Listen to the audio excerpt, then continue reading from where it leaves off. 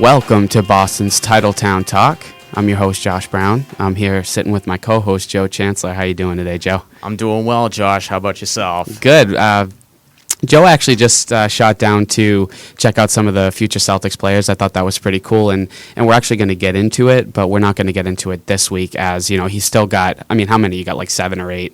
I got at least 7 or 8 for this week alone, and then we've got a lot more coming in next week as well. Yeah. So it's going to be a busy few weeks leading up to the draft. Yeah, so that's something to definitely look forward to. If you tune in next week, you'll get to hear all of Joe's kind of breakdown about all the Celtics players that they're bringing in for the camps, because he gets, go there and work out with them and all that good stuff. But we are going to kick off the show today just talking Red Sox.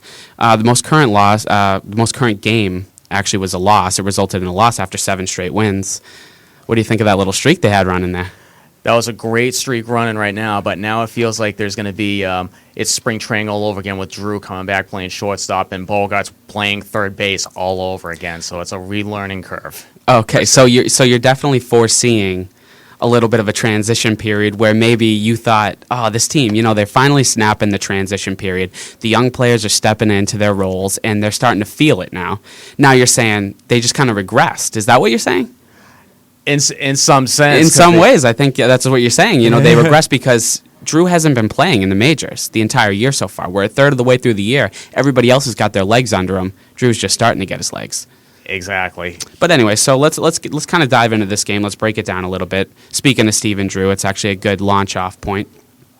He went 0 for 2, and he got a walk in the game last night. I think that we, on the show last week, we kind of called this, didn't we? We kind of did, yeah, because Drew was kind of a desperation signing.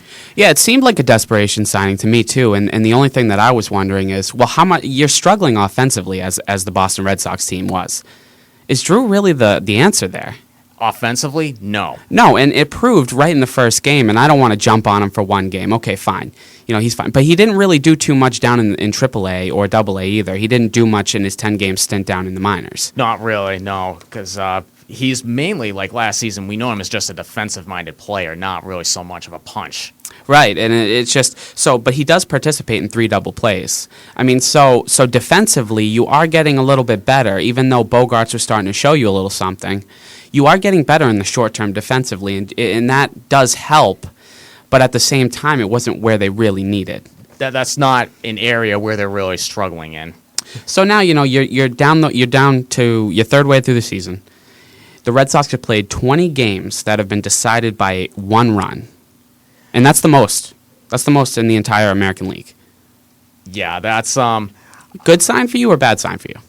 To me, I don't think it's a good sign at all, because if you look into last night's game, the Red Sox went 0 for 3 with runners in scoring position. In particular, A.J. Pierzynski grounded into 2 double plays. Right. So there have been a lot of chances where the Red Sox have had runners on base and just don't capitalize at all. So that they got to improve on that to really get out of that hole. Statistically, they've lost 13 of those 20 games when decided by 1 run. Yeah. So they've participated in the most 1-run games, but they've also lost the most 1-run games. They've been more on the receiving end of it. And here's kind of where I'm going to spin it on you, because I'm the one that's usually negative. I actually think it's a positive thing. I think that if they're losing by such a small margin, then maybe Steven Drew doesn't allow that extra run. Maybe every few games or so, Steven Drew's good for defending 1 run up against the board, and you win those 1-run games. Yeah, that is a good point. I know I'm usually the negative one, so I'll try to get back to my character as soon as possible. Don't get your feet wet too much in this other end of the spectrum. And so I actually think it's a good thing in a weird way. But just breaking down the game, because we kind of got to rush today, because we're going to do a half-an-hour show. We're not going to go over that because we know everybody's got a life and we're awesome, but you don't want to listen to us for 45 minutes. Facing his former team, we got Grady Sizemore. He goes into Cleveland against Terry Francona, who used to be the manager of the Boston Red Sox. As we know. Grady Sizemore, what has he done for them this season? Is it time to call this experiment done? Well, I wouldn't call it completely done, because his salary for this year, it's set right now at $750,000, where he has to earn a lot of his max contract, which I believe is I don't remember exactly. It's somewhere between $3 and $6 million. He has to earn all that in incentives. So he knows if he wants to, cash that check, he's going to have to step up. He's going to have to step up and earn a lot. But I don't think this season is lost for him. I still think, there's 4 months left. He'll be fine. I don't. I say nix him. He's taken up the space of somebody else. I know Nava wasn't doing well, and I know Johnny Gomes is kind of a putz, for lack of a better word, but I'm done with him. He's got a 226 batting average so far on the season. I mean, he's played 44 games, so he's played a good chunk of games. He's got a 295 OBP and just 14 RBIs. I mean, and I know some of those games he was leading off, he was at the top of the order, so obviously your RBIs goes down, when there's not batters batting in front of you. So, I mean, a little bit of that makes sense, but at the same time, we're 44 games through the season. You wanted him to be this guy, and you kind of signed him as a veteran to be this guy, and he's not producing. I mean, taking a few years off in baseball doesn't really help either. No, it doesn't, because you need to get the bat speed up, and he does not have his bat speed right now. He's not hitting anything. I think he went like 0 for 4 last night. It's just a wreck, you know what I mean? I think he's a wreck, and I think that he's actually hurting your chances of winning, just being out there. Yeah, I mean, I'm looking at stats right now. Last 7 days, I mean, he is batting .261, drawing 2 walks, and just 1 RBI, like you said, because he's leading off, but some of his plate appearances have been, mediocrely productive as far as at least getting on base. Right, and so the other thing I kind of take away from last night is John Lackey. Lackey has just been a workhorse for this team the entire season. I mean, he has got a 3.28 ERA, which is second on the team, second to Lester, who's got a 3.15. And we're talking about giving Lester 6 years, $110 million.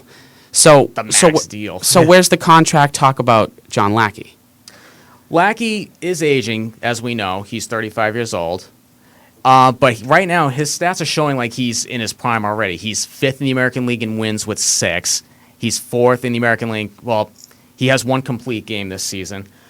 I would personally maybe give him, I say play it on a year-by-year basis. Give him 1 extra year if he does well. Have him just keep fighting for a contract every year, and we'll keep seeing numbers like this going forward. Yeah, so last night, it doesn't count as a complete game for him, and this is kind of where I break it down. But he did go 8 innings, and there wasn't another pitcher because basically the Red Sox got to take on the top of the 9th because they were a visiting team.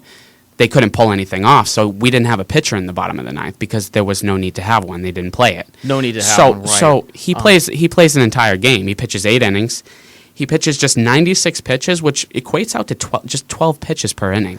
96 pitches, including the 31 batters that he faced. 19 of them were first pitch strikes. He's going right at the hitters, even though he only had 3 strikeouts last night. And his ground ball to fly ball ratio was 15-6, so he's going right at him, no holds barred. And I say it's no wonder he's doing so much better. I mean, he's playing for a contract right now. He's in the last year of his deal. I'm pretty sure he's in the last year of his deal. Am I right? Yeah, I think actually he does have a team option, which is even less than $1 million. It's around Grady's contract actually next season. Yeah, so it's next to nothing, and all his money has already kind of been paid to him, which is why Red Sox fans have such a hard time liking this guy, because he just sucked up all the payroll and really just didn't do anything. But me included. Like even years ago when he was doing that, when he was part of that whole beer and chicken scandal, I'm like, this guy is such a schmuck. He's a schmuck. That's what I thought. And I started writing. When we started writing back in 2012 for Boston's TitleTownTalk.com, I just hated him. And I had a writer at the time named Terry who loved him. He was just in his corner all the time. And I'm not going to go so far as to say Terry's right, because this whole run of his is based on money. It wasn't based on necessarily motivation to win, which I think great players base their winning off motivation to win, just be winners. I think his motivation is for money. And I mean, do you re-sign him if you're the Red Sox, or do you pick up that team option?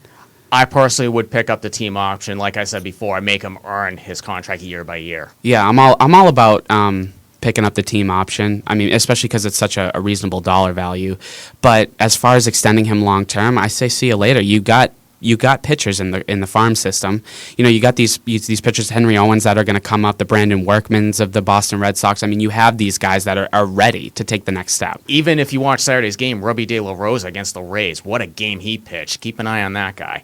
Yeah, and so we're kind of hitting up the top of the break here. We're going to do a little transition. We're going to do a little something different today. We're going to do a little bit of a 30-second transition music period instead of a commercial break, because it's just going to make it better for everybody. How about that? So we'll be right back, and we'll talk to you about the state of the Red Sox on the other side of the break. Thanks.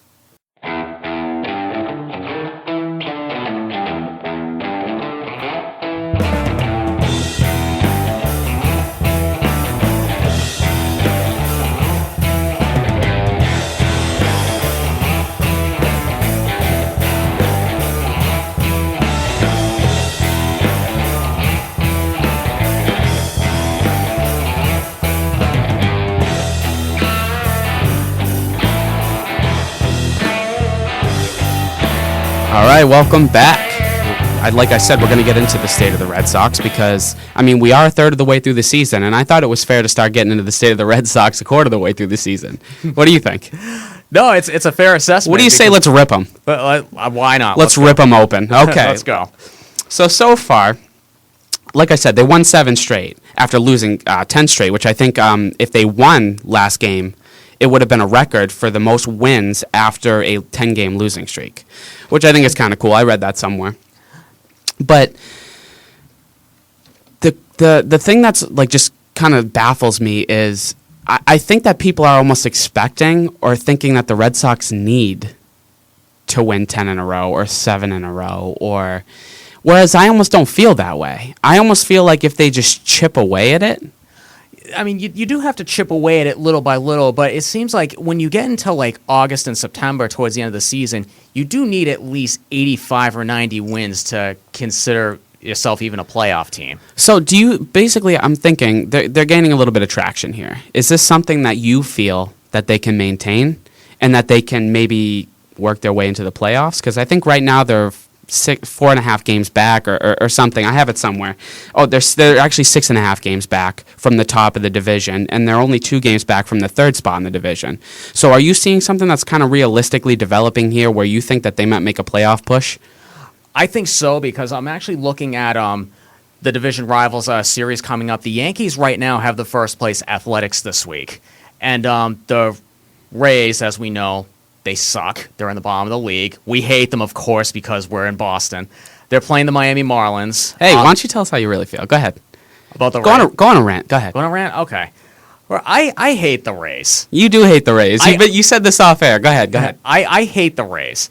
Absolutely hate the Rays. Now, going back, if you guys have read my story, the Red Sox and Rays being the most underrated rivalry in baseball, you should definitely check that out because these teams have been literally physically fighting. Hey, Joe, just where can they check that out? Where can they check that out? Oh, of course. We're no other place than Boston's TitleTownTalk.com. Absolutely. No other place. Now, if you read that story, the Red Sox and the Rays have physically been fighting and hating each other even back when they were known as the Devil Rays. Just check out the story. You'll see a lot of the in-depth detail fighting, including this past weekend with David Price and David Ortiz going at it. So a lot of people would make the argument with you and say, listen, the Rays don't have as big a payroll as the Boston Red Sox, the New York Yankees. But they're still always kind of in the discussion at the end of the year. They got great pitching. They built through the draft. I will give him this. Joe Madden is a good manager. He always seems to keep his team. Oh, I think he's a prick. But I mean, everybody's got their own opinion on it. But I just think it's so funny how you don't really hate anybody. And folks, believe me, he doesn't. But it's really funny because he'll go off about the Tampa Bay Rays. It's really funny. But anyways, so I think we were talking about just. I think in order for the Red Sox to make up ground, they need to have a one-track focus, and that is on the team in the division right above them. I think you can chip away at wins, and I think that you can get yourself to the third spot in time. Then you can climb yourself and set your sights on the second spot in the division. Then you set your sights on the first spot, as opposed to saying, okay, we're 6.5 games back. We need to go on like a 10-game win streak. Yeah, little by little is going to be key. Before I saw the hated Tampa Bay Rays logo right on my computer screen here. The Rays have the Marlins this week, but the Blue Jays have the Tigers this week, as well as the Orioles have the Rangers. So all of our division opponents right now are facing playoff caliber teams, well, with the exception of the Marlins, of course. But they could easily climb, I'd say maybe even second at best, this week if all goes well with us against the Indians and everything else just collapses with the rest of the division. So it didn't start well against the Indians, obviously. So I don't think it's realistic to say, okay, they could be second by the end of this week. You know what I mean? Like you. And I think a lot of people are like you, Joe, so don't take that the wrong way. I think a lot of people are saying, all it takes is a few games. You get them to lose. And I don't think it's all going to work out like that because it did last year. It did work out, and we wrote articles about how they didn't really face any kind of adversity and all that stuff last year. I wrote an article specifically on that. Whereas I think this year, they already have a couple people on the DL, a couple real important people on the DL, and they're pitching from Clay Buchholz, and they're pitching from, like you said, Felix Dubron, who I think is another one that you kind of hate, and I think it's funny. It hasn't been there. And so I think that they actually have had a little bit of adversity this season, and I don't think the adversity is going to stop. I think they're going to have to go ahead and power through the adversity. Yeah, exactly. So I think that there's plenty of time for the Red Sox to make up ground because I'm looking, and right now they have 45 division games still left in for the rest of the season, and I mean they can make up some serious ground because they got. From July 21st to August 3rd, you play 4 straight series that are against the AL East, which is cool. Everybody in the AL East for 4 series. That's good. It's basically everybody except for Baltimore from July 21st to August 3rd. And then you have later on in the season, you have a span of time where you verse all of them in Toronto twice. So you have 5 straight series of AL East, contenders, and then you end it with 3 straight series against AL East. So you do have a ton of opportunities to go ahead and make up ground. All right. You do, yeah. Other than this week alone, but also going back to July 21st to August 3rd, that's also the trade deadline's July 31st. So the Red Sox will be looking to be doing some wheeling and dealing around that time as well as the competition. Yeah, exactly. And that's kind of what my article was about today. Actually, I wrote on this that they still have plenty of opportunities. And I will say that if that span from July 21st to August 3rd, if that goes horribly awry, you're talking about some right around the time that teams are going to start wheeling and dealing. And do the Red Sox become sellers? Do the Red Sox say, no, we're going to sell out because we still have the 3 series to cap it off the year, and then we still have the 5 series straight in a row, and we can make up ground. We're still in this thing. Yeah, never say never. It's Boston. We're very resilient. So right now, so far, they've played 29 division games, and they only won 12 of them. So they've gone 12 and 29. It should have been 30. There's been a rain delay, or there was like a postponed game with the Tampa Bay Rays or something. So they're still gonna have to play that one. But just going 12 and 29 in the AL East, I mean. That's why I think if the Red Sox are going to develop just as the younger players are developing, they have a few first-year players, and they have like a Grady Sizemore where he's trying to get back into the swing of things. And I think that they're all on this path to develop, and that as they've gotten better, as Xander Bogaerts has gotten better, and as all the other younger players have gotten better, Brock Holt, you've seen the record kind of start to even out a little bit, and I think that's no wonder. That's not a surprise to me. No, it's not. I mean, that these young pups down in AAA, they're trying to make a name for themselves for one of the best organizations in baseball. And did you see Garen Cicchini came out? Did he come up for a day? He came up for one day, and he did okay. He did all right. And so we've been screaming for Cicchini, by the way. Like, I have been screaming for this kid. He's awesome. Yeah. But that was just kind of a side note to say that Xander Bogaerts, you got Bradley Jr. in outfield, you got Brock Holt, all these players, as they take steps forward, it's no wonder that the team is getting better for that. Exactly, and like in the last segment, I was talking about Robbie De La Rosa pitching very well against the Rays. I mean, I would like to see a lot more than that, and I think he can pitch more like that. Yeah, and so, like, I just think that they signed Drew a little bit prematurely. Okay, and that's fine. They did. I will take Drew 3 double plays in one game. I'll take it. It's sure defense, and like I said, maybe over the course, he knocks off a run for the other team, and in these 21-run games, 13 that you've lost, maybe that number shifts to 7. Maybe he cuts that in half because of his defense, and maybe not his offense. And that's kind of how I feel about it. So, anyways, like I said, you got plenty of time to make up ground. Everything from August 25th to September 10th is when you have those 5 series. So I think at the end of that, you're really, really going to know where the Red Sox sit. That's going to be your deciding factor right there. If they can't win because it starts with a series against Toronto, then it goes to a series against Tampa Bay, then it goes to a series against New York, another one against Toronto, and then finally it ends in Baltimore. So these are all teams, everybody except for Tampa Bay, they're all ahead of you right now. So it can go one of two ways. It can go, hell yeah, it's really great, we're back in this thing if we go on like a nice little tear there. Or it can go, crap, the season's over. It could be. Season's over. I mean, good news for the Red Sox, though. According to Pete Abraham of Boston Globe, Napoli is expected to be activated from the disabled list on Sunday, and he's not going to be on rehab. So he's going to be jumping right from the DL right to the starting lineup, and he's going to be tearing it up. We need to see that beard again. I think that's what's bringing him along. You like Napoli? The beard down to the chest, man. I mean, it sounds gross to many of you, but it works for him. A lot of the ladies out there do not like the facial hair. No, I saw him at the Celtics game this past season. He looked like a hillbilly with the plaid shirt on top of it. Let me ask you a question. Does your woman like hair on your face? I got to keep it clean. You got to keep it clean. A little bit of stubble, does it hurt her? Does she complain about it? At times, and then that's when I have to run to the bathroom. Oh, goodness. I am not trying to... I get so much crap for it, I'm telling you. It hurts her, it's all this and that. I'm like, hey, I can't help it that I'm like a caveman. It just stab you right in the face. Anyways, we're actually coming up to another break. Time flies. And we're going to, like I said, play some transition music for you, and then, we'll pick it up on the other side. We're actually going to dive a little bit into the Celtics. So you won't want to miss that, so stick around.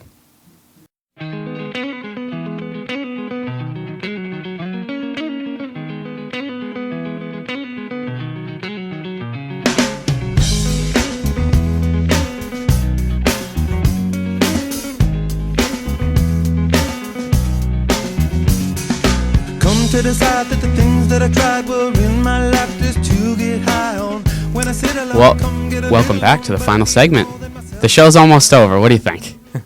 Man, I hate to be over so soon. I'm having such a fun time here. I know, seriously, it's crazy. Anyway, so I did want to, like I said, I wanted to dive into the Boston Celtics just a little bit because I know that's right where you live. I know that's right where you, pretty much where you love to go, all that stuff. Rajon Rondo, he had a couple interesting comments over the weekend, and I don't know how much I love him, but this is according to a Chris Forberg ESPN Boston article. And basically, I'll just read you some of the quotes. You can tell me what you think. Yep, go right ahead. Okay, sure. So I'm still learning Boston.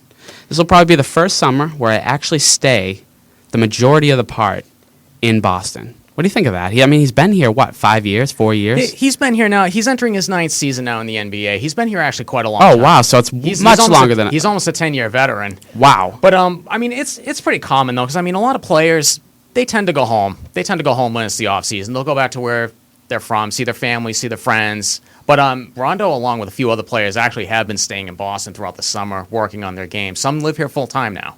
Yeah, and I think Boston's a really great place to live, and that's one of those things that kind of bums me out about the NBA is if it's not warm all the time, they don't really want to be there. And I Boston's think, or they don't city, nor is it tax friendly, nor is it winter friendly. Yeah, so there's some reasons there's some qualms about it, but otherwise, it's a great place to live. I guess I've lived here my whole life, so I can only say that. So he says, like you said, usually I always run back to Kentucky. I've had my camps in the past, which I still do, but some seasons I've always been right out of here. Like he just kind of jets out of here. This season's a little bit different.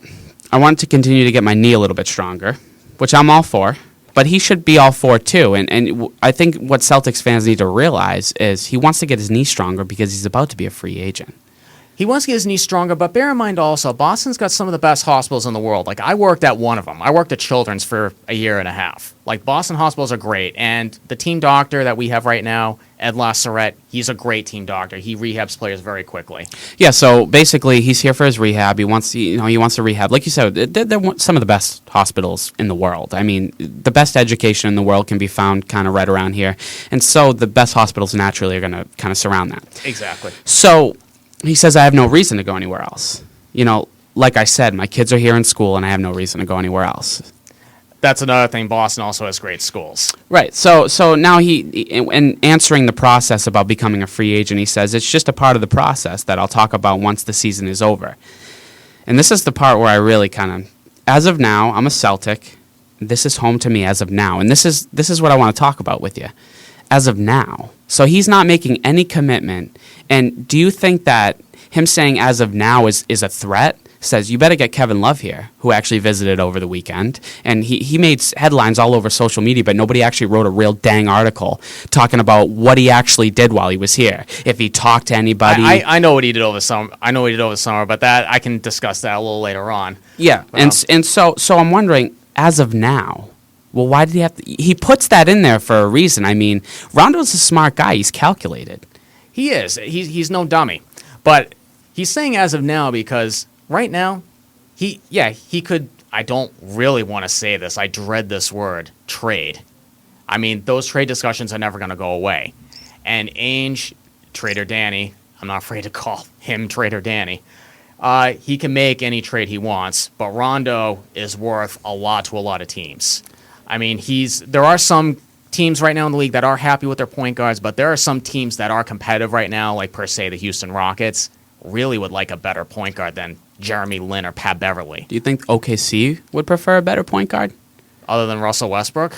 I think if you shift Russell Westbrook to maybe like a shooting guard, it might work out better to have a Rondo, Westbrook, Kevin Durant. For OKC, I want to say they're at a logjam with guards because they've got Westbrook, but they've got a rising star also in Steven Jackson, another Boston college player. And they also have Thabo Sefolosha, and who knows if Derek Fisher is going to return next season. So just keeping on with the Rondo comments. At the end of the day, and this is the big one, at the end of the day, I want to win. I want to win now.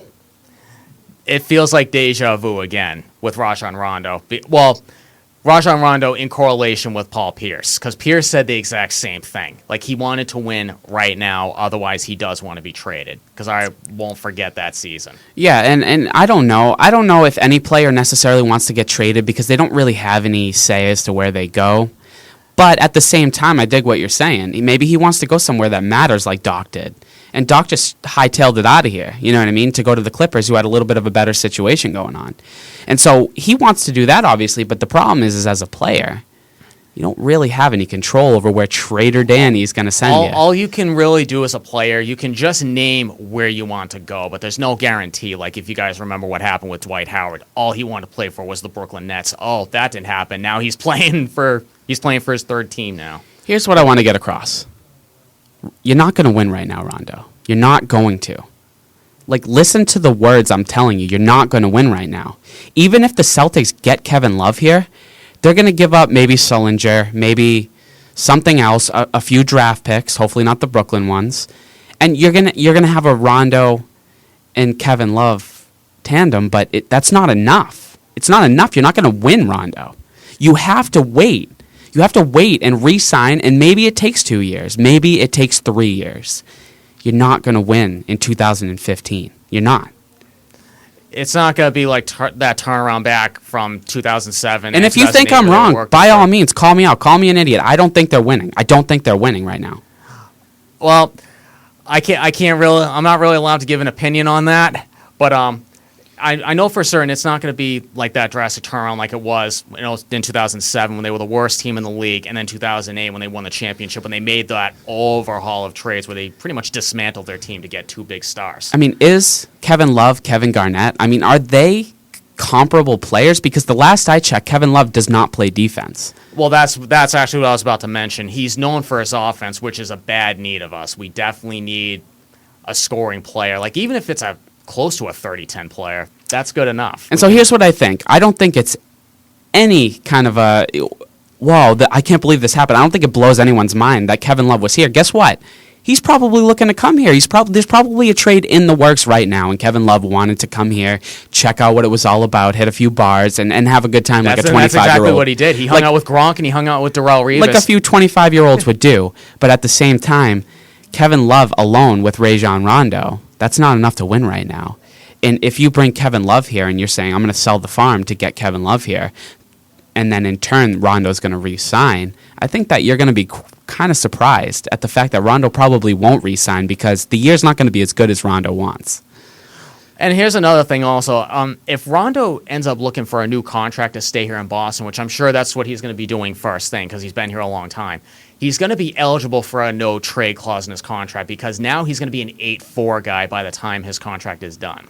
Right. So he now that if he signs that new contract, all those Rondo trade rumors can go to hell. Yeah, so honestly, I have a bunch of optimism about the future. I love Kevin Love to come here. That's awesome. I mean, they do need scoring. I'm all about it. But at the same time, I would be hesitant to think that, okay, we got Love, Rondo's re-signing now.